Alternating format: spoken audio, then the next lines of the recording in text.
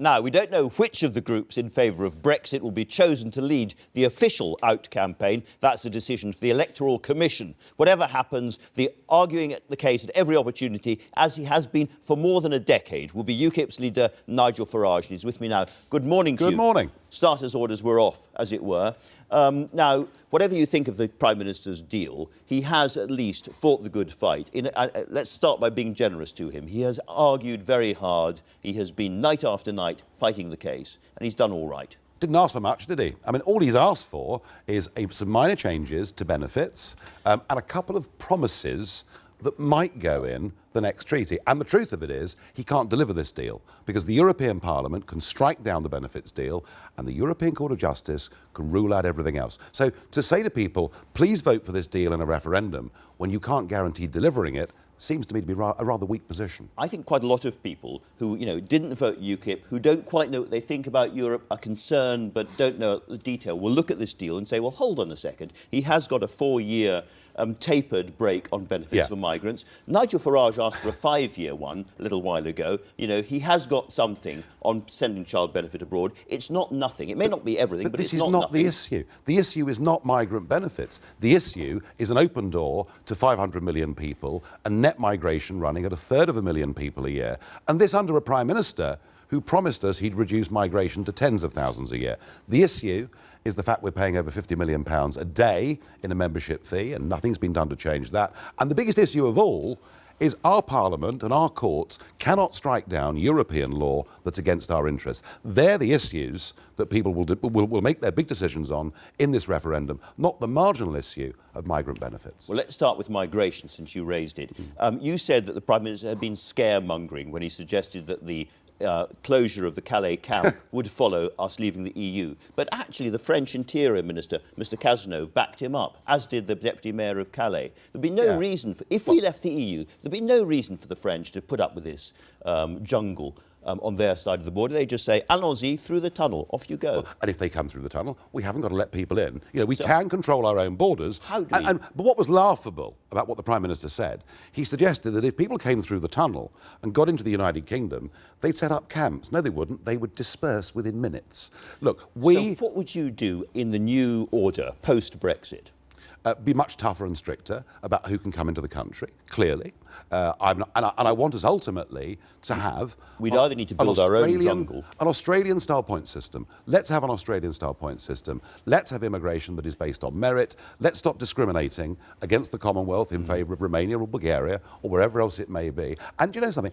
That is what 8 out of 10 British people want. OK, well, let's go back to the real gritty practicalities. We've left the EU. The French have no reason to stop people going from across the EU. People are still pouring in from Africa and the Middle East. They're coming in across the EU. They want to be in Britain for all sorts of reasons. The French, we have a tunnel, we have ports, we have ships. They just arrive. Well, it's very easy. What do we do about it? Well, honour the principles of the Geneva Convention and say to anybody trying to claim asylum in Britain, I'm sorry, but you have to claim that at the last safe country you came through. It's not difficult. You just need to have a tough British government prepared to do it. But people would still come through in large numbers. Would we build a camp in Kent? No, we wouldn't build a camp anywhere. Would we block up the tunnel? We wouldn't build a camp anywhere. We certainly wouldn't block up the tunnel, because an awful lot of trade and business goes through that tunnel, and that's very, very important. No, what we would do is make it clear to people if they come, they will be sent back. It's as simple as that. You're not allowed in. It's simple. Well, we'll see how it would work in practice. Again, on the subject of what happens post-Brexit, we're still unclear, really, about the process. The Prime Minister has said again today there'll be turmoil, there'll be turbulence and so forth. Well, we heard all that. That it would take 2 years to negotiate the terms of our exit. So there'll be 2 years of uncertainty, without doubt. 2 years of complete certainty, because during that negotiating process, everything continues as normal, other than we won't have to accept any more new European laws. So the rules say up to 2 years. There's no reason why it can't be substantially quicker than that. What's important isn't the speed of it, it's getting it right. That's what matters to people. And during that time, we'll be completely protected. But what the Prime Minister is saying today, and making it very clear in the Sunday Times, is that he says we wouldn't be able to access the single market unless we accepted the free movement of people. Yeah. And let me tell you, that is completely and utterly untrue. The European Union... To be fair, the Norwegians and the Swiss and other ones have accepted the free movement. Because the Norwegian people have voted against joining the European Union, and against the will of the Norwegian people, the Norwegian government signed them up for Schengen, and there's now a clamour for a referendum in Norway to come out of Schengen. If you think about trade across the whole world, think about deals that America has, think about deals that even the European Union has. Nowhere in the world do people say that to trade freely, you have to have the free movement of people. It is a complete red herring. Except up to now, the EU itself has tried to demand free movement of people and a price tag as well for getting into their market. No, it hasn't. It has not. The EU has trade deals, across other parts of the world which bear no membership fee and no free movement of people. There are two exceptions, which are Switzerland and Norway. Norway sells a vast amount of its overseas goods, about 75%, to the European Union marketplace. And another lie, it doesn't pay a bigger membership fee than we do. It pays money directly to poor countries in Eastern Europe. Well, let's move to a country that's much bigger and perhaps more comparable, Canada, which has done now a trade deal. It took 7 years to negotiate that. I know.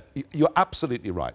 The idea that an unelected European Commissioner should be making our trade deals on our behalf at this sclerotic pace in a modern global economy is crackers.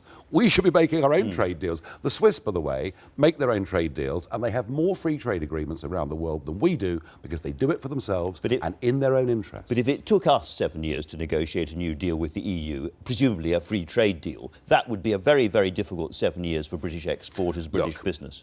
Iceland has 300,000 people. And the Prime Minister will tell you later we're too small. We're too small to negotiate our own trade deals. We're not big enough. Perhaps he doesn't think we're actually good enough. Iceland have negotiated their own free trade deal with China. If Iceland can do it, I'm absolutely certain that the world's fifth biggest economy can do it. To win this referendum, you have to win over people who, as I say, are not particularly obsessed or interested in the whole EU issue. And I suspect in the end it's going to come down to a kind of visceral feeling. Those people on the other side will be those who think, do you know what, I don't love Europe, I don't like Europe, but I think on balance it's just a little bit safer to be in.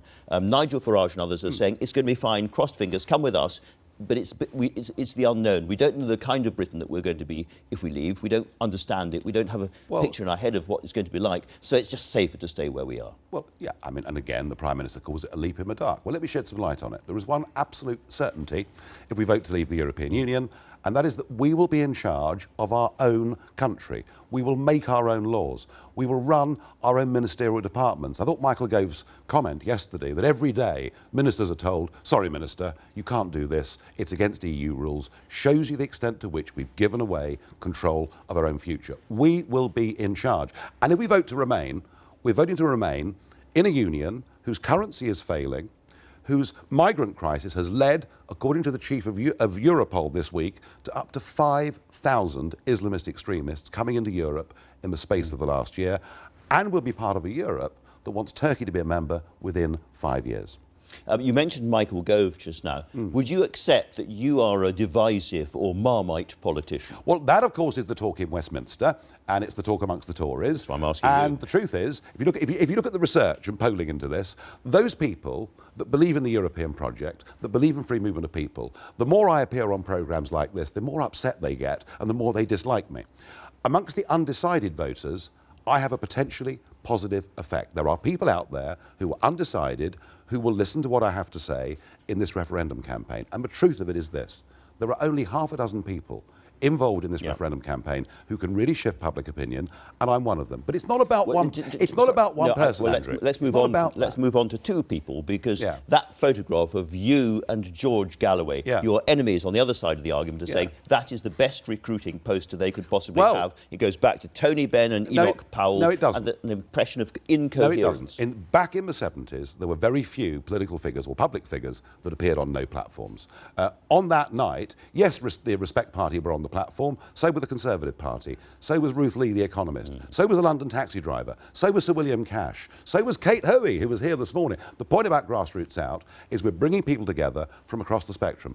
I don't suspect there's a single domestic policy, in many cases foreign policy, on which George Galloway and I would agree. He said some very disobliging things about me. I've got one of them here. But look, but Andrew, look, sometimes in life, an issue comes along that is bigger than traditional differences. And this question of getting back control of our country, living in a democracy, means that what we've done in Grassroots Out is said, we cast aside previous quarrels and differences and we will work together. Where would you draw the line? Is there a line to be drawn in terms of this very broad coalition? If the English Defence League or Britain First wanted to join, would you have them? No, I don't know. I mean, I don't think we would for one moment. Why not? And if the British National Party still existed, that would have given us a problem. But I think we would have said no. I'm sure we would have said no. Look, we have got one of the most broadly based coalitions that has ever been seen in British politics. We want to work with everybody, and we have to reach out to large parts of this country. And however controversial George Galloway is, he does actually speak to a large Muslim community in this Britain. He speaks to people who at the moment are on the Remain side. Okay. It's going to be a big team effort from lots of us. Final, very quick question. Are you hoping that later today Boris will join your side? Would you like to see him as one of the leaders of Brexit? Absolutely. You know, he's one of those half a dozen people that reaches out to a large number of voters, and we'd love to see BOGO as the headline tomorrow. Would be just great. So your fingers crossed. Thank you very much indeed, Nigel Farage.